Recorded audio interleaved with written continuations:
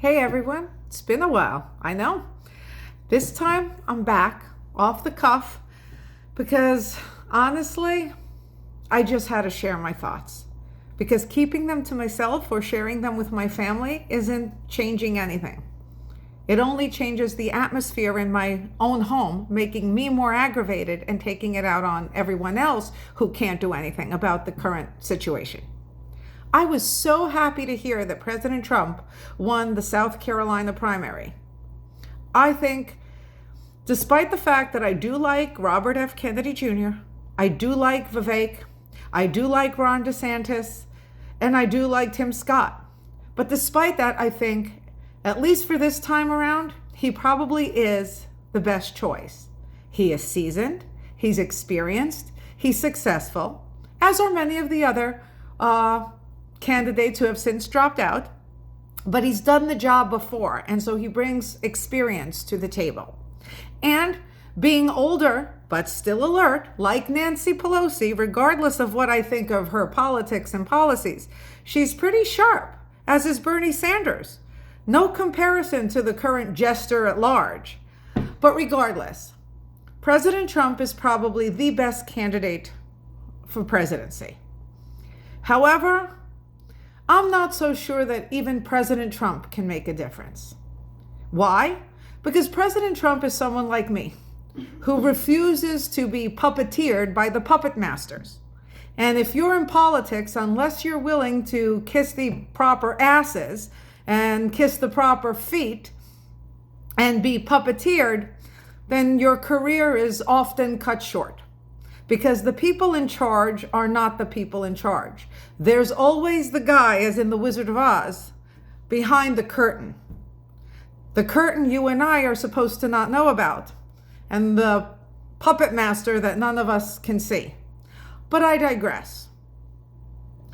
I don't think you can make America great again. In fact, I'm not quite so sure that America, in fact, was ever as great as most of us like to believe it to be. Now, I'm not disparaging our founding fathers. I believe they had good intentions and that the Constitution and our Declaration embody them. But like most of the immigrants today, not everyone who came over, even back when we first established our nation, not everyone who came over had altruistic intentions. Not everyone was here to work hard. Lots of people, like the immigrants of today, were fleeing. Yes, fleeing a tyrannical king, and I'm not going to deny all of that and the Boston Tea Party and so on and so forth. But not only were they fleeing a tyrannical regime, tyrannical king, overbearing, but they were coming here for an easy way out. They thought they would come here and find riches and become wealthy and do less. In fact, they didn't bring over the majesty of Europe. And I grew up in New York, revered to be one of the best cities in the world. And as far as selection and opportunity goes, I suppose it is. But if you open your eyes and look around with an unbiased eye, you see that New York is basically a crap hole. It has always been a crap hole filled with the most, as Hillary would say, basket of deplorables. Go to Manhattan sometime. It's the fruits, flakes, and nuts, the degenerates, and the miserable, miscreant misanthropes of society. Well, except for Park Avenue and Fifth Avenue and yada, yada, yada.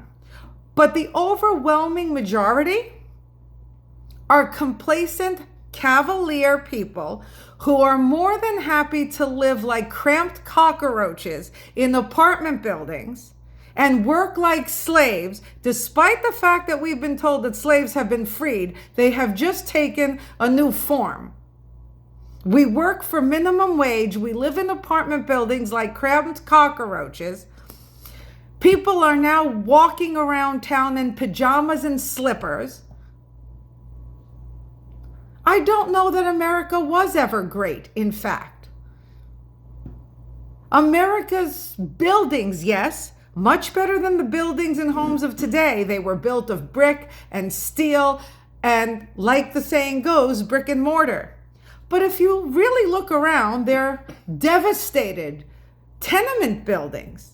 They reek of devastation. The devastation that is depicted in the photographs of the 1920s when the Great Depression hit. I don't know that big cities were in fact ever great. Yes, they offered opportunity. Opportunity for the very wealthy and the very savvy, and for the people who like to be kept under thumb, who would be willing to work for meager wages just to put a piece of bread on their table and a pathetic, paltry roof over their head. And the situation has gotten so bad, at least in New York, and I'm sure other big cities, where they're pawning off shitholes, pardon the expression, veritable shitholes that are the size of the wealthy people's refrigerators as homes. And they're pawning them off to the tune of $500,000. And the realtors in New York have a new game, people. Wake up and smell the coffee and the bullshit. They have a new game saying they've got several offers over asking. Now, who are these dumb asses, I'm sorry, who are paying over asking for homes that are 900 square feet with no room for an eating kitchen? Even my grandmother, may she rest in peace, who bought her home for somewhere between $8,000 and $12,000, a modest home. Even she had 2 eating kitchens in her home. Small eating kitchens, but certainly larger than the garbage that they're pawning off as homes today. Most homes, especially in big cities like New York, with a reputation that it has not earned, and if it earned it in the past, is not earning it today, are no bigger than most people's garages. And they're pawning these homes off for $500,000 with the bullshit that they have several offers over asking. Who are the morons who live in these cities? Who are the idiots who are infiltrating these cities? And why are we, the people who have built these cities, who have worked to contribute to these cities, accepting of the crap? Why are we the supposedly intelligent, hardworking, tax-paying people buying the bullshit? Why are we not rising up and telling them to end the crap? We need to pave our roads the way Europe does. We need piazzas in Manhattan. We need piazzas in Boston. California needs to go back to the way it used to be. We need cobblestone streets and buildings made of brick and not this cheap and tawdry aluminum siding that used to be used for sheds and garages. I don't think America can ever be great again because people are cavalier, lazy, and complacent. And based on what I've seen, they live like pigs. In fact, pigs oftentimes live better because the farmers take care of them.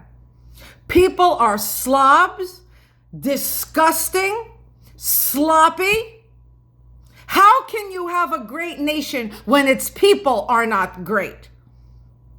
In order for a nation to be great, its leaders have to be great, and everyone else has to aspire to greatness.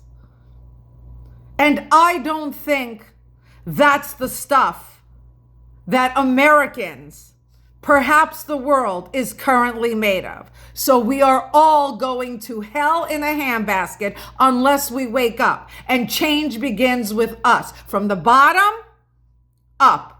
So I'm sorry, I don't think, as much as I will vote for Mr. Trump, I don't think even he is capable of making America great again, because Americans are not great. They are exactly what Hillary called them, a basket of degenerate deplorables.